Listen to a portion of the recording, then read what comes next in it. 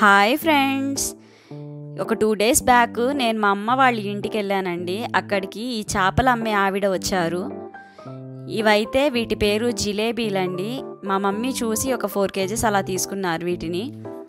ఈవిడ చూడండి అసలు ఎంత నీట్గా కట్ చేసి క్లీన్ చేసి ఇస్తుందో. బాగా ఎక్స్పర్ట్స్ అనమాట వీళ్ళు. బాగా కట్ చేసి అలవాటైపోయి ఇక్కడ చూడండి ఎంత ఫాస్ట్గా కట్ చేసేస్తున్నారు. మనం కట్ చేసుకోవాలంటే చాలా లేట్ అవుతుంది కదా, చాలా టైం పడుతుంది.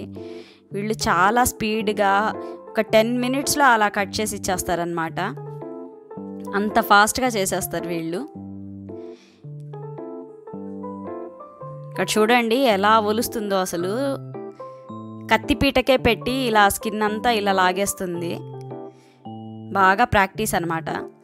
నేను తీసుకున్నవైతే కొంచెం పెద్దవి అనిపించాయి, అందుకు 2 పీసెస్లా కట్ చేయించాను.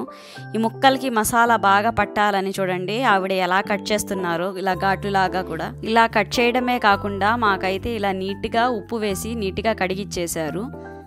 ఇలా చూడండి అసలు రుద్ది ఎలా కడుగుతుందో. ఈవిడ కడిగిన తర్వాత కూడా మేము మళ్ళీ ఇంట్లో ఒకసారి కడుక్కున్నాం అనమాట నీట్గా మంచినీళ్ళు వేసుకొని. ఇంతలో మా పెద్దమ్మ అక్కడికి వచ్చారనమాట. అక్కడికి వచ్చి ఎప్పుడు చేపల కూరేనా, ఈసారి చేపలతో ఒక రెసిపీ ట్రై చేయండి బాగుంటుంది టేస్ట్ అని చెప్పారు. ఆ రెసిపీ ఏంటి అంటే మటన్తో ఒట్టి తునకల్లాగా చేస్తారు కదా, అలాగే ఈసారి ఫిష్తో కూడా చేసి చూడండి. అస్సలు టేస్ట్ అయితే లొట్టలేసుకుని తింటారు, అంత బాగుంటుంది అని చెప్పారనమాట. మేము చేయడం ఫస్ట్ టైం కదా, అలా అయితే నువ్వే మాకు కలిపివ్వు అని చెప్పి మేమైతే చెప్పాము. మా పెద్దమ్మ అయితే ఇక్కడ కలుపుతున్నారు. ఆ చేపలన్నీ ఒక ప్లేట్లోకి తీసేసుకొని దాంట్లో కొంచెం పసుపు, కారము, ఉప్పు సరిపడినంత వేసుకొని ఇలా బాగా మిక్స్ చేసేసుకోవాలి.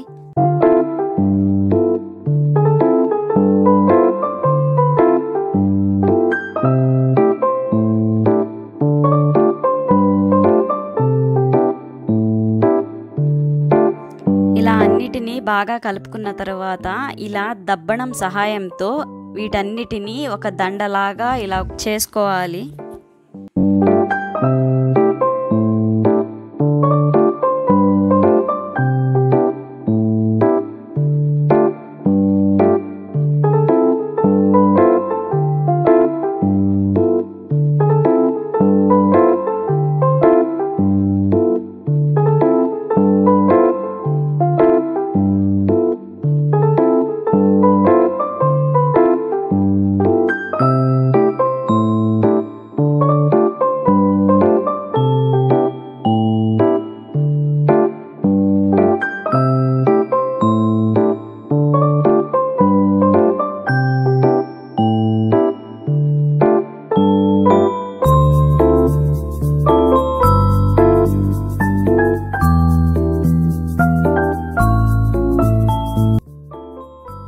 ఇలా అన్నిటినీ దారానికి ఇలా కట్టిన తర్వాత వీటిని తీసుకెళ్ళి ఎండలో ఒక 2-3 డేస్ అలా దూరంగా జరిపి ఎండనిస్తే మనకి ఇవి రెడీ అయిపోతాయి.